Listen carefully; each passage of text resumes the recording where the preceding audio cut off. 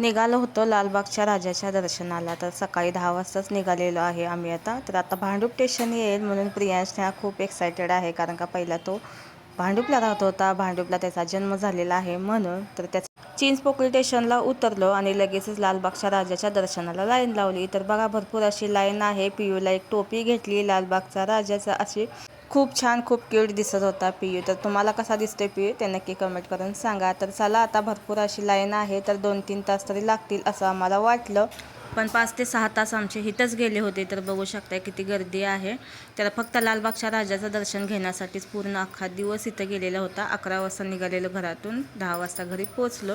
Decoration बघा अशा पद्धतीनं केलेलं होतं, खूप छान सुंदर दिसत होतं. व्हिडिओपेक्षा तिथं प्रत्यक्षात खूप छान सुंदर दिसत होतं.